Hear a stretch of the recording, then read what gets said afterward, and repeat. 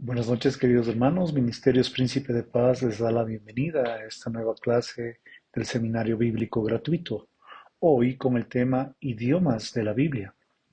Cada individuo que Dios ordenó para transmitir la revelación divina tenía una personalidad, lo que le hacía apto para este fin. Los cristianos creen que en Dios se ha revelado a través de un libro. Por lo tanto, los que leen la Biblia pueden sacar provecho de aprender todo lo posible acerca de los idiomas de los cuales fue escrita. Los idiomas principales de la escritura fue el griego y el hebreo. Unos pasajes están escritos en arameo. Representan a dos de las principales familias de los idiomas, la indoeuropea y la semita. Sus rasgos lingüísticos contrastan, se combinan para producir una revelación cabal, progresiva y proporcional en Dios. Esa revelación está caracterizada por la sencillez, veracidad y poder. La conexión entre el lenguaje y el pensamiento no es vaga. El lenguaje es el producto del reflejo del alma humana. El lenguaje no es mero vestido para el pensamiento, se pone o se saca a placer, sino al cuerpo cuya alma que es el pensamiento. Cada idioma que Dios ordenó para transmitir la revelación humana tenía una personalidad, lo que le hacía apto para este fin. Ninguna traducción puede ser reemplazada a las lenguas originales de la Biblia. Es lo importante y primero es de transmitir y perpetuar la revelación divina. Estos idiomas se deben aprender no solo desde afuera, con gramática y léxico, sino también desde adentro, con el aprecio debido y la singularidad de cada uno. Hebreo.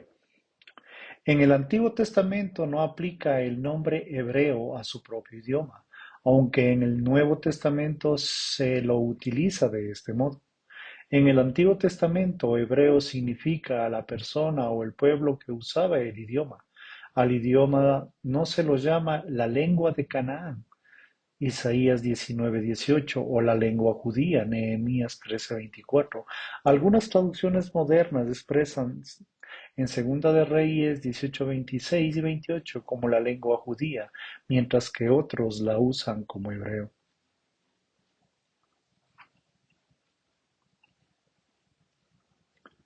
Origen e historia. Una idea común en la Edad Media era que el hebreo era un idioma primitivo de la humanidad. Aún en la América colonial se seguía hablando el hebreo como la madre de todas las lenguas. Sin embargo, los estudiosos lingüísticos han demostrado que esta teoría no era posible. El hebreo en realidad uno de varios dialectos cananeos que incluía el fenicio, el urgático y el moabita. Había otros dialectos cananeos, ejemplo, el amonita, pero las inscripciones que quedan no reemplazan para realizar un análisis para un erudito. Estos dialectos ya que existen en la tierra de Canaán antes de la conquista de los israelitas. Hasta alrededor del año 1974, los testimonios más antiguos de la lengua cananea se encontraban en los registros de Urgat y en Amarna, que datan de los siglos XIV y XV después de nuestro Señor Jesucristo. Estos registros egipcios más antiguos aparecen en algunas palabras y expresiones cananeas, pero el origen cananeo no ha sido incierto. Sin embargo, entre el año 1974 y 1976 se encontraron casi 17.000 tablas en Tel Maldikin, en la antigua Ebla, al norte de Siria, escritas en un idioma semita hasta entonces desconocido, porque datan de 2400 años antes de Cristo, o tal vez antes. Muchos estudiosos creen que ese idioma podría ser el cananeo antiguo que dio origen al hebreo. Para 1977, cuando se desenterraron más de 1.000 tablas, no solo había informes sobre alrededor de 100 inscripciones en el Elba. Los idiomas cambian a lo largo de los periodos extensos. El inglés que se usaba en la época de Alfredo el Grande en el siglo IX después de Cristo casi aparece ser un idioma extranjero para los anglosajones modernos, aunque el hebreo no era ninguna excepción de ese principio general. Igual que otros idiomas semitas, se mantuvo notablemente estable durante muchos siglos. Poemas como el Cántico de David, el Cántico de Débora, Jueces 5, tenían a preservar la forma más antigua del idioma. Los cambios que se produjeron más adelante a lo largo de la historia del idioma se evidencian en la presencia de las palabras arcaicas frecuentemente preservadas en el lenguaje poético y una diferencia general en el estilo. Por ejemplo, el lingüista erudito, el libro de Job muestra un estilo claramente más arcaico que el libro de Esther. Es probable que varios dialectos hebreos hayan coexistido aún en los tiempos bíblicos. Parecen haberse desarrollado variaciones en la pronunciación, como es el caso de la palabra shibolet durante el periodo de los jueces, jueces 12, versículos 4 al 6. Algunas características del idioma parecen indicar diferencias en su dialecto entre las secciones norte y sur de la tierra. Familia. El hebreo pertenece a la familia de los idiomas semitas que se usaban a lo largo del sureste de Asia. Se hablaban lenguas semitas desde el mar Mediterráneo hasta las montañas de Oriente, del valle del río Éufrates y desde la Armenia del norte hasta el extremo sur de la península arábica. Los idiomas semitas se clasifican como sureños, árabe y etíope, orientales, acadio, noroccidentales, arameo, siriaco y cananeo, hebreo fenicio, urgático y moabita. Carácter. El hebreo, al igual que otras lenguas semitas tempranas, se concentra más en la observación de una reflexión, es decir, por lo general las cosas se observan según su aspecto como fenómenos, no se analizan en las relaciones en su interior o esencia. Se observan los defectos, pero no se rastrean a través de una serie de causas.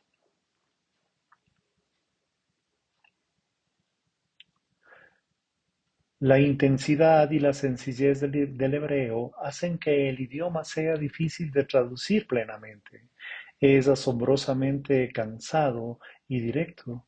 Por ejemplo, en el Salmo 23 contiene 55 palabras. La mayoría de las traducciones requieren alrededor del doble para traducirlo. Las primeras dos líneas o barras para dividir la palabra hebrea, el Señor es mi pastor, nada me faltará. Hacen falta 8 palabras en español para traducir 4 palabras en hebreo. El hebreo no se usa las expresiones distintas y separadas para cada matiz del pensamiento. Alguien ha dicho, los semitas han sido los canteros cuyos bloques ásperos han sido cortados, pulidos y unidos por los griegos. Los primeros están en la religión, los segundos en la filosofía. El hebreo es la lengua pictórica en la cual no se describe el pasado, sino se pinta verbalmente. No se presenta solo un pasaje, sino un panorama en movimiento. Se vuelven a representar en los eventos de la pantalla de la mente. Nótese el uso frecuente de la mirat, un hebraísmo llamado del Nuevo Testamento. Expresiones comunes como se levantó y anduvo, abrió su boca y habló, levantó la vista y miró, levantó su voz y lloró, ilustran la fuerza pictórica del idioma. Mientras expresiones lógicamente profundas del Antiguo Testamento están estrechamente ligadas en el lenguaje, en la gramática del hebreo, hasta en el nombre más sagrado de Dios, que es el Señor. Jehová o Yahvé está directamente relacionado con el verbo ser, o tal vez hacer que sea. Muchos otros nombres y personas y lugares del Antiguo Testamento solo pueden comprenderse en un conocimiento práctico dentro del idioma hebreo. Gramática. Muchas figuras y dispositivos retóricos del Antiguo Testamento son mucho más intangibles que se conoce la estructura del hebreo. 1. Alfabeto y escritura. El alfabeto hebreo consiste en 22 consonantes. Los símbolos de las vocales se elaboraron y se agregaron más adelante en la historia del idioma. Se reconoce que el origen del alfabeto, aunque hasta los hallazgos en el Elba, los ejemplos más antiguos del alfabeto cananeo, se representaban con el alfabeto cuneiforme urgático del siglo XIV después de Cristo. Breves restos del alfabeto lineal no cuneiforme aparecen tanto en las excavaciones del Ugaritz, el Ras Sharma, cerca de Antioquia, de los cuales los más antiguos son posibles que daten desde la época de Abraham y Moisés. Los relatos alfabéticos lineales más antiguos de Canaán datan alrededor del período de los jueces, siglo XIII o XI antes de Cristo. En el Antiguo Testamento, la escritura generalmente se recibía el nombre de fenicio, predecesor del alfabeto griego y de los alfabetos occidentales, y es la escritura que se utiliza en las Biblias hebreas modernas, escritura aramea o cuadrada. Entró en boga después del exilio del siglo VI. El estilo más antiguo se seguía usando esporádicamente a principios de la era temprana de las monedas para escribir el nombre de Dios, como en los rollos del Mar Muerto. En hebreo siempre se ha escrito de derecha a izquierda.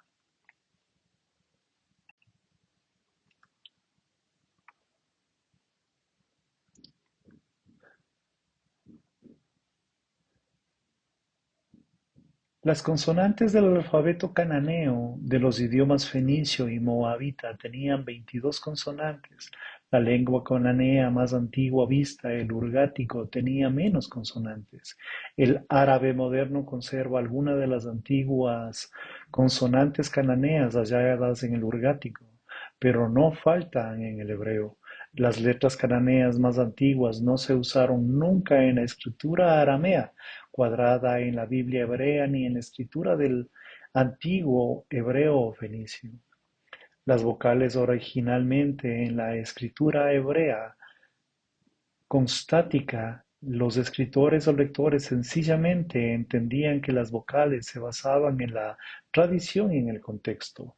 El lector suplía las vocales que hacían falta, como se haría en las abreviaturas en español, entendiéndose las letras de R que podemos nosotros entender como señor, MSS como manuscrito, etc. Después, que comenzó la escritura en la era cristiana, la dispensación final de los judíos y la destrucción de Jerusalén hicieron que el hebreo se convirtiera en una lengua muerta, que ya no se hablara. La pérdida de la pronunciación, de la traducción, de la comprensión se volvió más probable, de modo que los escribas judíos sintieron la necesidad de establecer los sonidos en las vocales de forma permanente. Los primeros símbolos para salvar las vocales hebreas se idearon alrededor del siglo V. Fueron desarrollándose en los siglos siguientes hasta fijarse permanentemente que se le utilizara al menos tres sistemas diferentes de símbolos vocales en distintos momentos y lugares. El texto que se usa hoy representa un sistema ideado por los escribas masotéricos que trabajaban en la ciudad de Tiberias, las vocales de cada una de las cuales pueden ser corta o larga están indicadas por puntos o por guiones, colocadas encima o debajo de las consonantes. Combinaciones de puntos y guiones que representan sonidos y vocales muy cortos o semivocales. Enlace. El hebreo se une a muchas palabras que se escriben, pero por separado los idiomas occidentales. Algunas preposiciones como be, que quiere decir en, le, a, que, semejantes a la letra A, previenen directamente del sustantivo o verbo que lo introduce en algún artículo definido, ja, el, o la conjugación wa o i, que se utilizan los sufijos en las pronunciaciones tanto en la relación posesiva como acusativa. La misma palabra puede tener al mismo tiempo en prefijo como en sufijo. Los sustantivos. En hebreo no tiene género neutro, todos los sustantivos es masculino o femenino. Los objetos inanimados pueden ser masculinos o femeninos según la forma o el carácter de la palabra. Por lo general, las ideas abstractas de la palabra que indican el grupo de las fenicias, los sustantivos derivarían de las raíces de una manera para poder modificar las vocales o agregar prefijos o sufijos a su raíz. A diferencia del griego y de muchos idiomas occidentales, los sustantivos compuestos son caracteres del hebreo.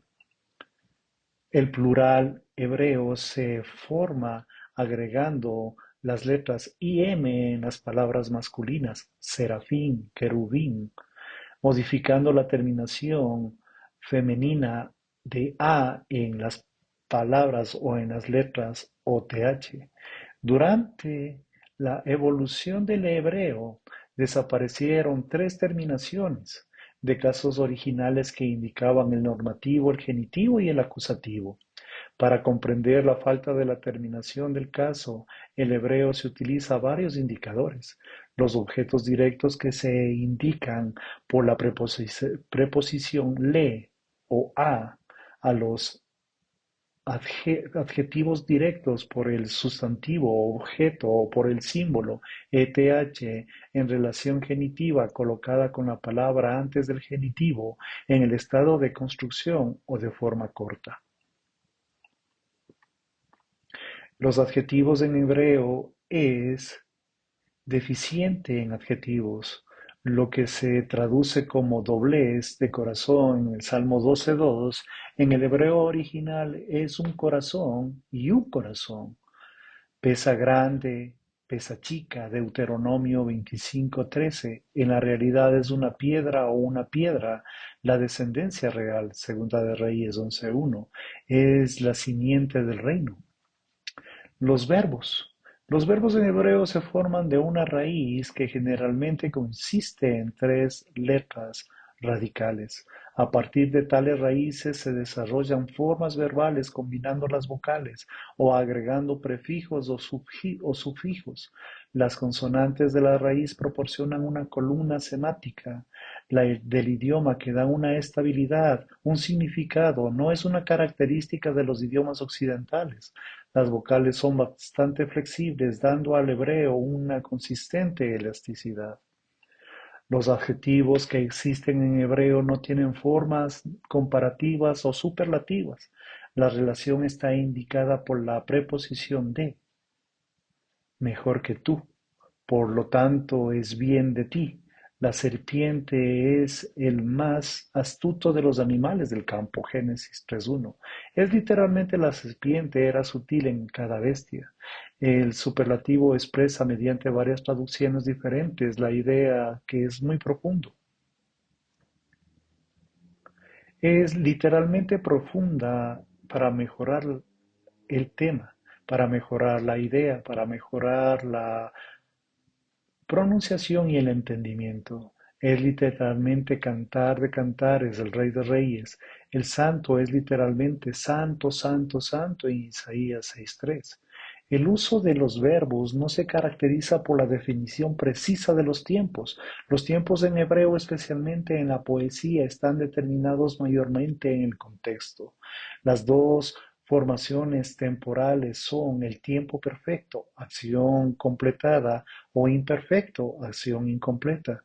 Es imperfecto, es ambiguo, representa el modo indicativo del presente, pasado y futuro, pero también puede representar modos como el imperativo, orden o pedido.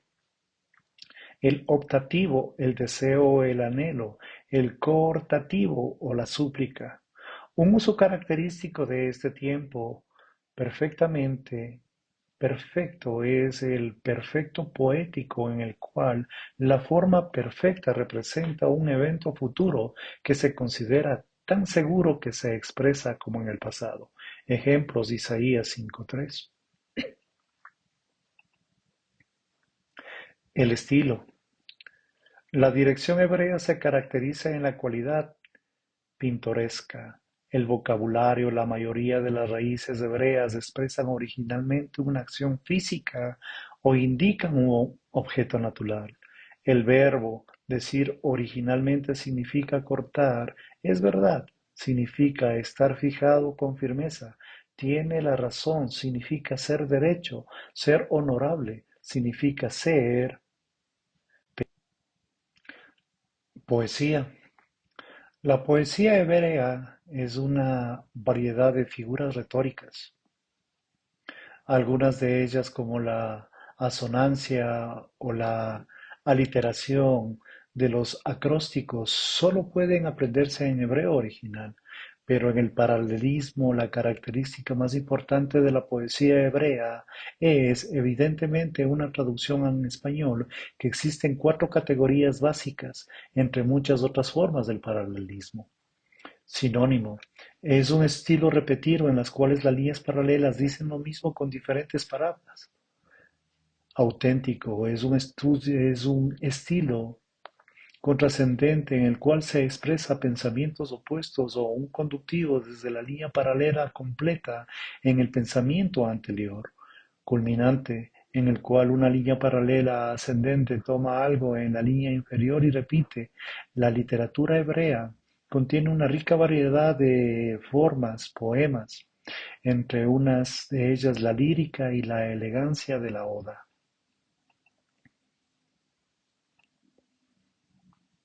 Las figuras de dicción. En hebreo abundan figuras retóricas expresivas basadas en el carácter, en el estilo de la vida del pueblo arameo, aun en ciertas expresiones raras influenciadas por el estilo hebreo, como en La niña de tus ojos en Deuteronomio 30:10, Salmo 17:8, Proverbios 7:2, Zacarías 2:8, la piel de mis dientes, Job 19:20, son conocidas como la literatura de la lengua española. Algunos de los modos de expresión hebreos más importantes son difíciles de vocalizar en español, como descubrir el oído para significar divulgar o relevar.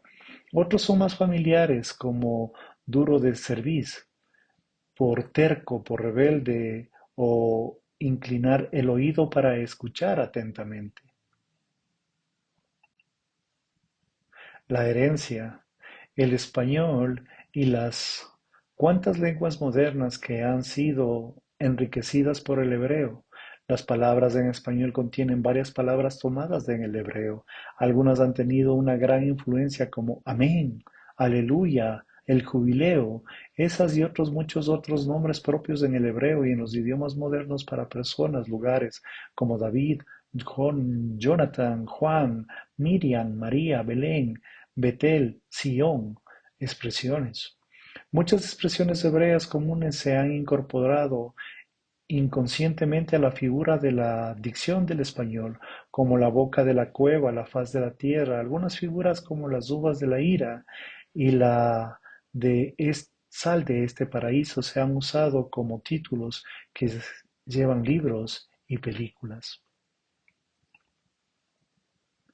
El arameo es una lengua secundaria del Antiguo Testamento que se encuentra en las secciones de Daniel 2 del 4 al 7:28 y en Esdras 4 versículos 8, versículos 6, 18, capítulo 7 del 12 al 26.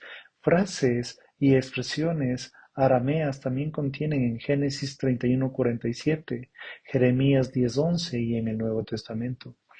El uso del Antiguo Testamento en Génesis 31:47 refleja el uso del hebreo y del arameo como dos personas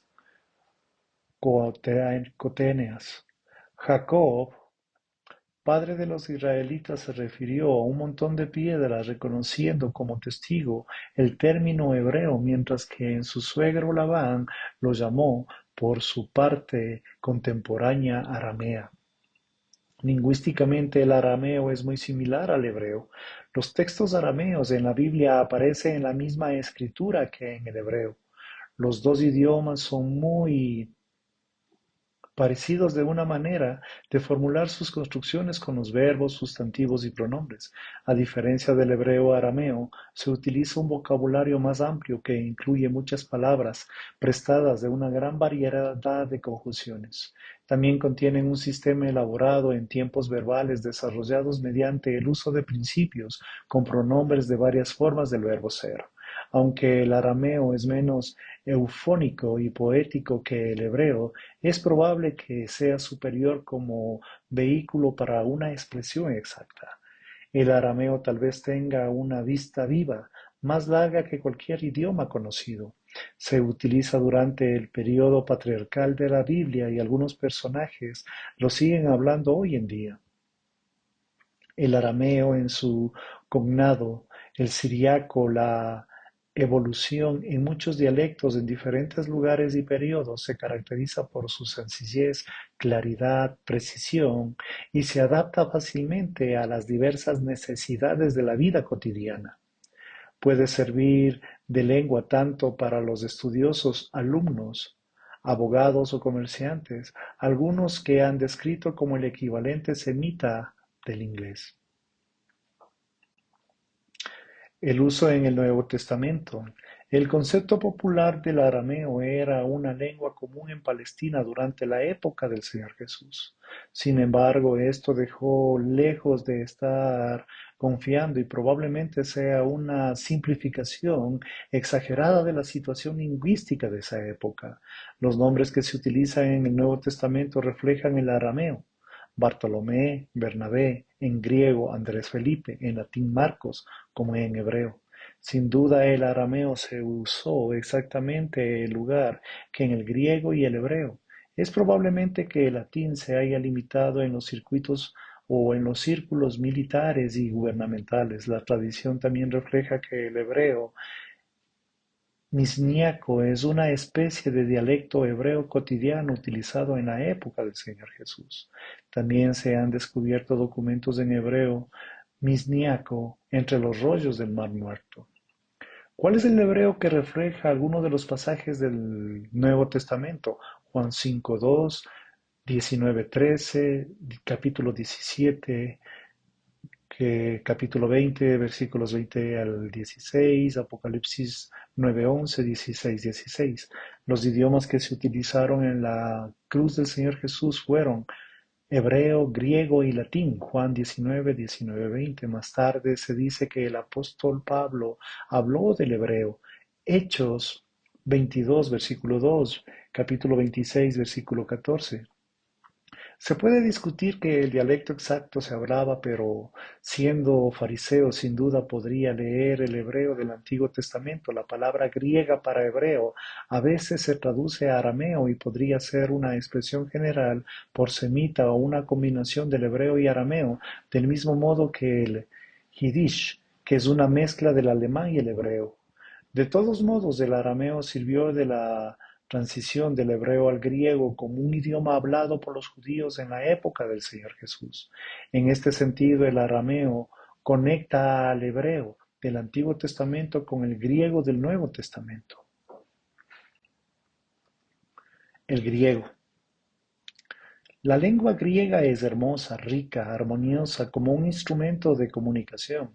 Es una herramienta apta tanto para el pensamiento virtuoso como la devoción religiosa. Durante su periodo clásico, el griego fue el idioma de una de las civilizaciones más grandes del mundo. En este periodo cultural, el lenguaje de la literatura, el arte florecieron más que la guerra. La mente griega estaba ocupada con sus ideales de belleza. La lengua griega destilaba arte con sus diálogos filosóficos y su poesía y sus grandes discursos majestuosos. El griego también se caracterizaba por su fuerza y vigor. Podía ser el vocabulario y tener efectos impactantes. El griego era el idioma del argumento como del vocabulario, del estilo que podrían penetrar y clasificar los fenómenos en lugar de sencillamente relatar historias del griego clásico. Desarrollaba muchas formas elaboradas a partir de unas pocas raíces. Su sintaxis compleja permite sus disposiciones, verbos complicados, expresiones finas, matices de un significado. Historia antigua. Aunque se desconocen los antecedentes del griego, los primeros indicios indican que se podría llamar griego antiguo. Aparecen en los documentos micénicos o micoicos. Contienen tres escrituras diferentes, los jeroglíficos minoicos, más allá de la edad temprana, que es la línea A, y el lineal B, que es la tardía. La línea B generalmente se considera el pregriego. La escritura silabática de la línea B se encuentra en las tablas de arcilla descubiertas en Grecia continental en los años 1400 al 1200 antes de Jesucristo. La civilización y la escritura miscelánea acaban repentinamente con las invasiones dorias en el año 1200. La escritura parece haber desaparecido por varios siglos. Más adelante, alrededor del siglo VIII de la era común de nuestro Señor Jesucristo, la escritura griega apareció de forma diferente, basada en un alfabeto presumiblemente tomado por los fenicios y luego adaptado por el sonido de los griegos y su dirección escrita. El griego se escribió primero de derecha a izquierda como los idiomas semitas occidentales, luego en un patrón y de ida y de vuelta y finalmente de izquierda a derecha. Varios de los dialectos aparecieron durante el periodo arcaico, siglo VIII y siglo VI antes de Cristo, dorio, jónico, aqueo y euloquio durante los periodos clásicos. Siglo V al siglo IV antes de Cristo, la cultura griega realizó un cenit literario y artístico. El griego clásico o ático se caracterizaba por la sutileza sintáctica, flexibilidad en el uso de las expresiones y en las partículas de los elementos cortos y en las variantes del idioma, que frecuentemente son intraducibles. A medida de la que la ciudad de Atenas alcanzaba el control, la cultura y la política, el dialecto ático aumentaba su prestigio. Con las conquistas macedónicas, el griego ático, combinado con las influencias de los otros dialectos, especialmente el jónico, se convirtió en el idioma internacional de la región oriental del Mediterráneo. El helenismo y el dialecto koiné. Las conquistas de Alejandro Magno proveyeron la extensión de la lengua en la cultura griega. Los dialectos en las regiones fueron reemplazadas en gran parte por el griego helenista o koiné o cotidiano. Es el idioma que se conoce a través de los miles de inscripciones que reflejan todos los aspectos de la vida diaria. El dialecto koiné agregó muchas expresiones vernáculas al griego ático, volviéndose más cosmopolita.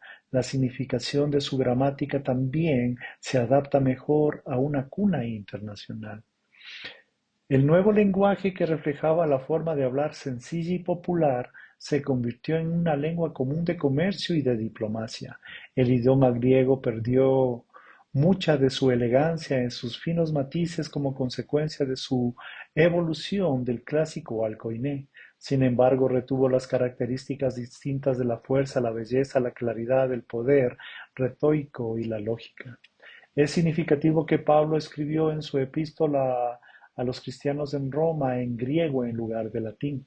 El imperio romano de esa época era un mundo culturalmente griego, con excepción de las transacciones gubernamentales. La Septuaginta. Durante los siglos inmediatamente anteriores a Cristo, el Mediterráneo oriental había estado pasado no solo por la helenización, sino también por la semitización. Puede observarse ambas influencias en la traducción griega del Antiguo Testamento. La traducción de las escrituras hebreas del griego fue un evento trascendental. Más adelante, la Septuaginta, de la traducción más temprana del griego antiguo del Testamento hebreo, tuvo una fuente y una fuerte influencia al pensamiento cristiano. Una consecuencia necesaria del uso del idioma griego por los escritores hebreos fue la influencia del espíritu griego en las formas y en los pensamientos griegos de la cultura judía. Los judíos pronto tomaron del rico vocabulario griego expresiones para las ideas que estaban más allá del alcance de la terminología hebrea. Además, viejas expresiones griegas adquirieron significados nuevos, como correspondía a los conceptos judíos. El Antiguo Testamento griego ha sido muy importante en el desarrollo del pensamiento cristiano.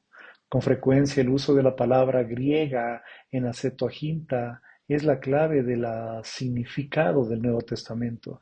El dialecto judío griego del Antiguo Testamento se ve a veces en los pasajes del Nuevo Testamento traducidos muy literalmente. En otros momentos la traducción por el Nuevo Testamento de los textos del Antiguo Testamento es muy libre. El griego del Nuevo Testamento. Aunque la mayoría de los autores del Nuevo Testamento eran judíos, escribieron en griego, el idioma universal de su época. Además, el apóstol Juan parece haber conocido algo de la filosofía griega. Juan usó la palabra en griego logos para referirse a Cristo, Juan 1:1, así como varias otras expresiones abstractas. Es posible que Juan haya sentido la influencia del centro egipcio de Alejandría, donde la filosofía griega y el conocimiento hebreo se habían combinado de una manera singular. Pablo también conocía a los autores griegos, Hechos 17:28, Primera de Corintios 15:33, Tito 1:2. En consecuencia, oradores, filósofos griegos y además los profetas y estudiosos hebreos afectaron el lenguaje de Pablo. Se debate acerca de qué exactamente, cuál fue el dialecto hebreo o arameo que hablaba el Señor Jesús. Pero el hecho que es que el Espíritu Santo inspiró los evangelios como textos en griego, los registros en griego, en las enseñanzas, en los logros que el Señor Jesús prepararon el camino para que el evangelio se extendiera a través de una cultura griega parlante. La dignidad de la modernización del griego koiné, utilizada por los escritores cristianos, no eran artificiales, ni pendientes por los cuales los escritos clásicos, ni por los triviales ni vulgares, como las voces que podrían ser el koiné hablado. Las palabras griegas asumieron su significado más rico, más espiritual y más contexto de escritura, influenciadas por la sencillez y la rica intensidad del estilo semita. El nuevo pensamiento que se escribió en un lenguaje particular del Espíritu Santo, como creían algunos estudiosos medievales. Decenas de miles de papiros descubiertos en Egipto en el siglo XIX proporcionan paralelos léxicos y gramaticales del lenguaje bíblico y revelan que era parte del trama lingüístico de la época. Y no obstante, el griego del Nuevo Testamento era libre y con frecuencia creaba sus propias expresiones. Los escritores cristianos influenciaron el pensamiento griego con la instrucción de las nuevas expresiones para impartir su mensaje acerca de nuestro Señor Jesucristo. La influencia semita. Dado que el Nuevo Testamento combina directamente el pensamiento hebreo con lo preciso de la expresión griega, con frecuencia lo sutil y la delicadeza del griego impregnaban los conceptos hebreos. La influencia semita era más fuerte en los evangelios, en Apocalipsis, en Santiago, en Lucas, en Hebreos. Muestra un estilo más típicamente griego. Las epístolas combinan la sabiduría del hebreo, la filosofía dialéctica del griego. Los sermones mezclan un mensaje profético hebreo con una fuerza de oratoria griega. Además, en las citas directas y en las alusiones de la Septuaginta se ha notado una influencia semita que penetra desde el griego del Nuevo Testamento en muchas áreas. Por ejemplo, la sintaxis contiene muchos ejemplos de un estilo semita. Vocabulario. El vocabulario del Nuevo Testamento griego es abundante y es capaz de expresar exactamente la matriz y el significado deseado por el autor. Por ejemplo, en el Nuevo Testamento se usan palabras diferentes para amor, para dos tipos de amor, dos palabras para otro, otro para lo mismo u otro para otro tipo, y varias palabras para diversos tipos de conocimiento. El significativo que alguna palabra se omita como eros, el tercer tipo de amor, en otras palabras se empleaban comúnmente en la cultura helénica de ese tiempo. Además, con frecuencia las palabras griegas asumirían nuevos significados en el contexto del Evangelio. Se aseguraron de una combinación de enseñanzas nuevas con una moralidad exacta. Los escritores no duraron en usar palabras como vida, muerte, gloria, ira, a las nuevas maneras de expresar el pensamiento nuevo.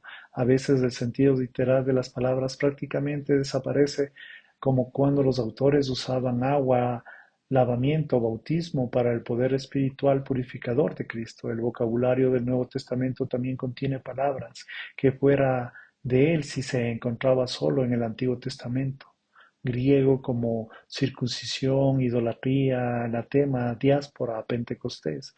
Las palabras prestadas incluyen aleluya, amén, hebreo y abba, mamón y corbán en arameo.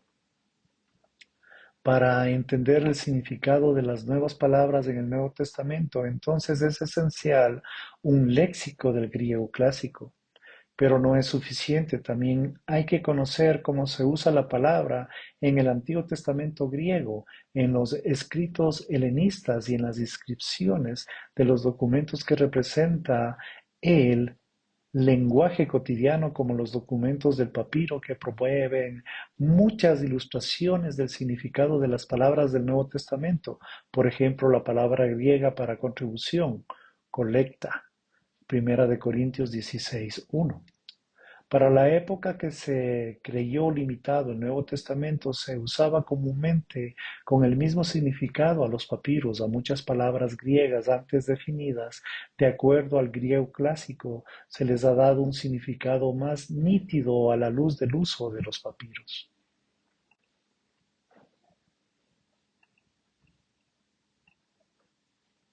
Gramática. Al igual que el uso de los otros idiomas indoeuropeos se afecta el significado de las palabras griegas, agregando y combinando algunos prefijos y sufijos. El proceso conocido como inflexión, aunque en un sistema de inflexión era sencillo la comparación con el griego clásico, el griego del Nuevo Testamento tenía más inflexión que muchos idiomas.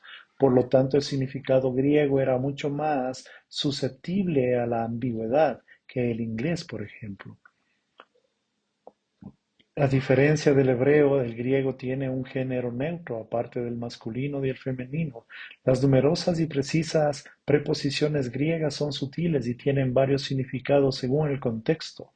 El griego del Nuevo Testamento solo se usa alrededor de la mitad de las partículas que se usaban en el griego clásico. El sistema verbal griego, mucho más capaz y complicado que el hebreo, es capaz de expresar matices de significado difíciles de expresar aún en español. Cada verbo griego tiene 5 aspectos, los que los gramáticos los llaman tiempo, voz, modo, persona y número. Tiempo. El tiempo verbal griego tiene que ver principalmente con el tiempo de acción, más que con el momento de la acción.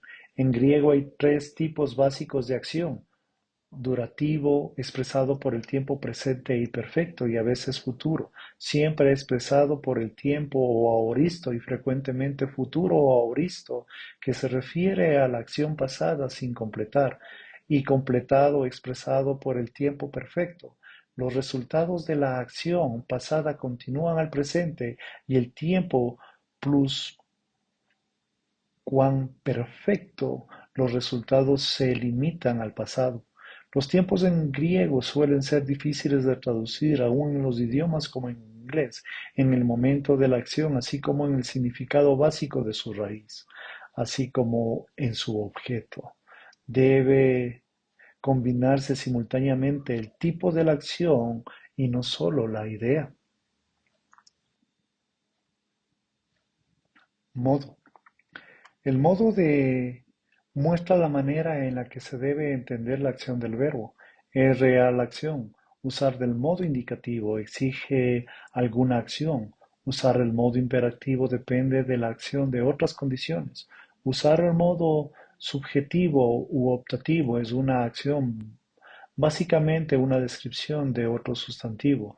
Usar el participio. Es una acción básicamente sustantiva. Usar un infinitivo en la gramática, un sustantivo en la palabra, un grupo de palabras que funcionan como nombre.